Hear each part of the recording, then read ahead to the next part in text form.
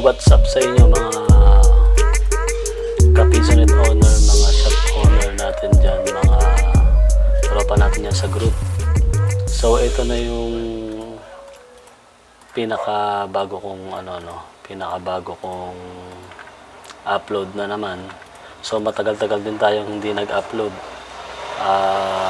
Siguro mga 2 months, 3 months hindi ako nag-upload regarding sa pagre-repair natin ng computer, no? So ito, ipapakita ko sa inyo yung pinaka latest natin ngayon na upload is how to recover files. How to recover the files, yung mga biglaan na lang nawawala. For example, may ginagawa tayo na delete, no? Papakita ko sa inyo kung paano siya i-recover. So ito, i-demo ko sa inyo hanggang dun sa pag-install. So may naka-install na kasi ako, naka-ready na siya. Na-install ko na. Ayan, yung recoverit. Recoverit, ang name ng files niya is Wondershare. Wondershare. Recovery. Ito. Ayan. So, bibigay ko sa inyo to ng libre. Yung mismong files. Lalagay ko lang yung sa description, yung link niya. Kung paano nyo siya ma-download. So, kompleto na siya. Ito na. Andyan na yung crack niya. Kung paano siya i-crack and setup. Install nyo muna. Balik at pag-install nito, no? Pagka-download nyo ng files, open. Naka-ano nga pala ito pagka in-upload ko siya, naka-zip. Kasi kalimitan dyan yung nagagaling yung mga virus. So kung naka-zip siya is ayan, i-archive ko siya. Download lang kayo ng RAR files. Wait, medyo maingay yung motor. Okay, download lang kayo ng RAR files, tapos i-unzip nyo siya parang ganito. Ayan, i-add ko siya sa RAR, no? Ayan, i-add natin siya sa RAR para safe siya sa anumang viruses na pumasok. Download nyo siya or i-allow siya ng Google or kahit anong downloader nyo pag naka-zip file siya. So naka-compress siya. Kasi ako dito naka-install na, so naka-open na. Papakita ko lang sa inyo paano mag-recover pagkatapos niya mag-install. So i-RAR files ko siya, tapos lalagay ko na lang yung description link. Ma-download ko siya, naka-RAR files, ganito. Yan, ganyan siya. So hindi ko na rin lalagyan ng password. Extract nyo lang. Pagka-download nyo, ilagay nyo sa isang folder. Ayan, turo ko na rin paano paglagay sa isang folder. For example, sample folder natin. Sample folder. So lalagay nyo siya. Para to sa mga sa mga beginner o yung mga wala pang gaanong Pero sa mga eksperto, napakadali lang na ito siguro. So pasok na sa folder para hindi malito, hindi mawala. Right click, extract here. So may extract na siya, may game folder na siya, no. Ayan. Ito na siya folder kasi ako na-extract ko na siya. Ayan sa akin sa labas. Ito. Then ayan na siya. Crack files. Ito yung crack files niya. Ito yung setup. Install lang natin yung setup. Right click. Run as administrator. Umaandar nga pala siya kahit 32-bit or 64-bit yung system nyo. Like ako, tinamang ito. Like ako, papakita ko sa inyo kung anong system meron tayo. Parang hindi ko makita. Oh. Wait. Hindi ko makita. I-urulong natin itong camera. Properties. Yan, dito nyo makikita. Ako naka 64-bit ako. Ang system type ko, 64-bit na operating system. Ito siya. Ayan, 64-bit operating system. Ang maganda rito, gumagana siya kahit 32-bit lang itong recoverit natin. Gumagana siya. So yun yung system ko, 64-bit, no? Okay. Close natin.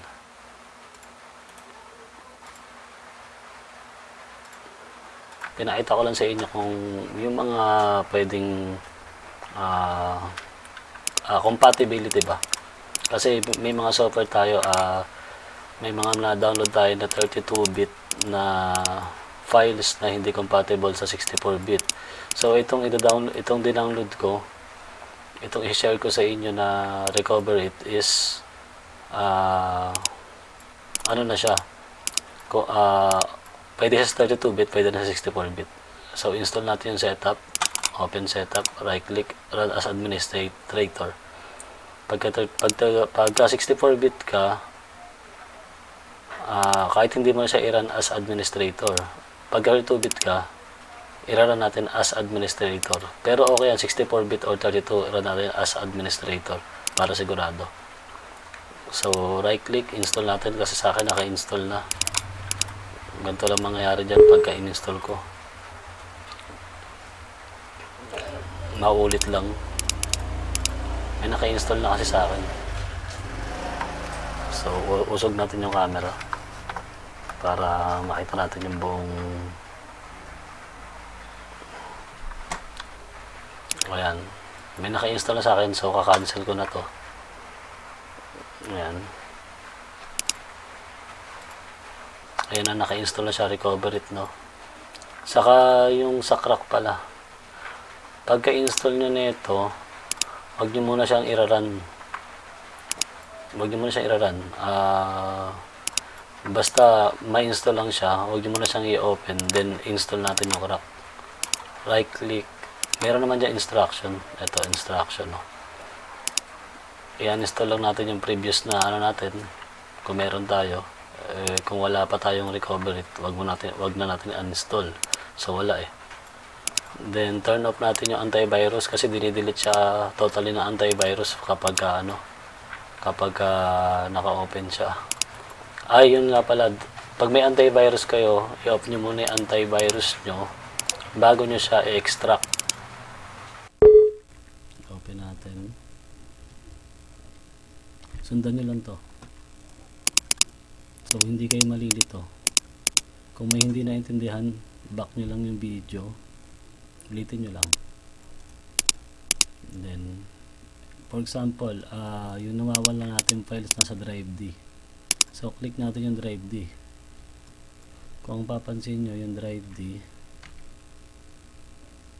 yan, click natin yung drive D, start. Okay.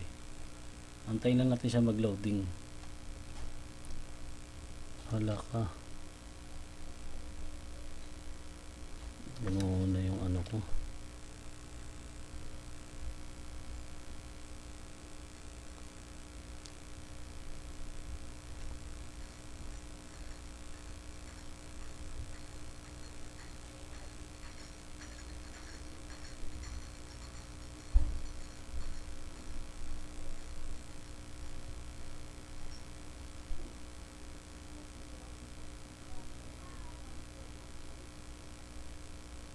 Antayin lang natin siya mag-loading.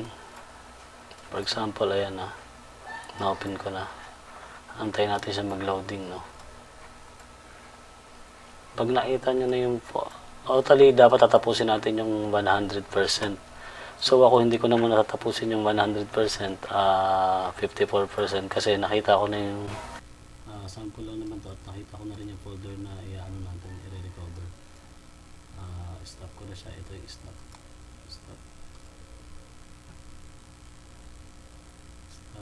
Ayaw mag-stop, pause muna natin bago i-stop.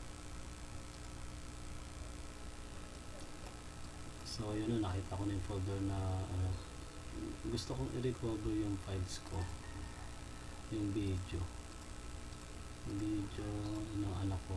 Almost 1 gig yung i-recover natin. So kung papansin natin, nasa drive D tayo. Pag binak natin yan, ay wag saan ba yung back? Ito, nasa drive D tayo. In-scan ng computer yan lahat. In-scan ng recoverit natin lahat yan. Andyan na rin yung mga na-delete na files. So kasama dyan yung folder ng video editing na delete na yan, kasi kung titignan natin, wala na siya sa drive D na computer ko. Wala kang nakikita ano dyan. wala kang makikita ng video editing dyan. Wala kang makikita ng video editing na katulad nito, video editing 2019, wala na dahil dinelete ko na siya.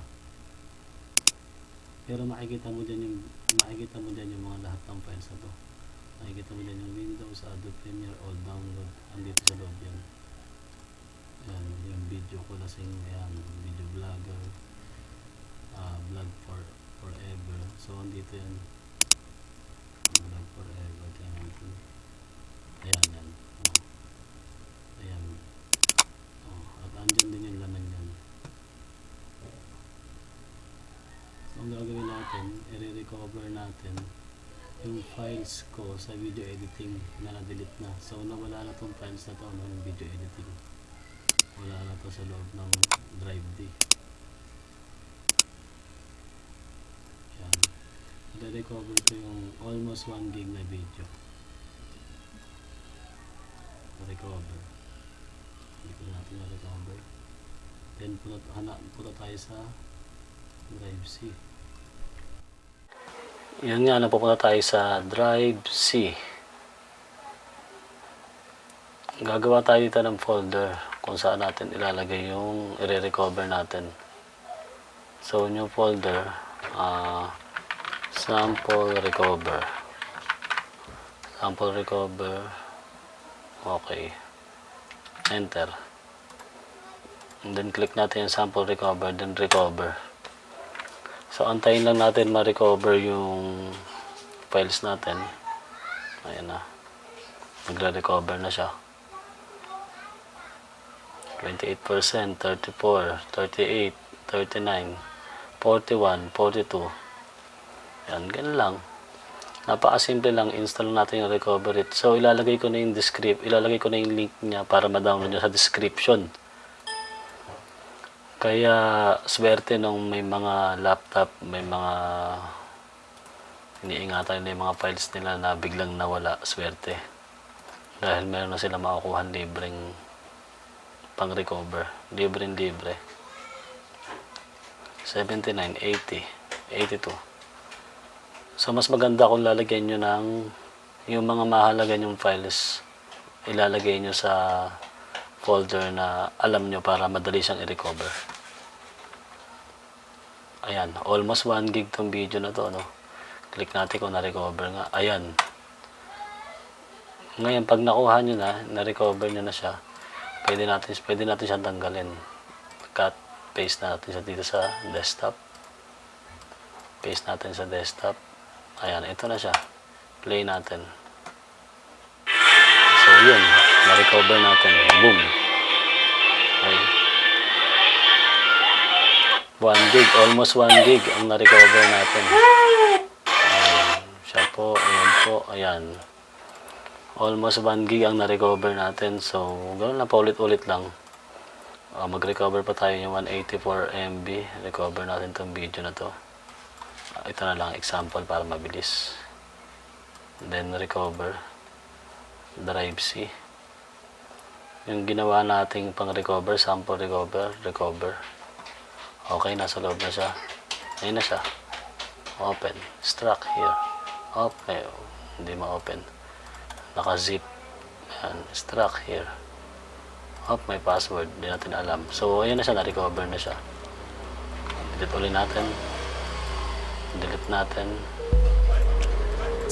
Delete ulit natin itong video kasi na-upload ko na itong video na to. Okay na. Naitago ko na rin yan. Delete. And delete. So kung may mga katanungan kayo, comment nyo lang sa baba. Subscribe nyo na rin itong channel na to. Then click the bell button para updated kayo lagi sa sa mga update natin sa mga tutorial. Saka click nyo na rin yung like. So maraming salamat.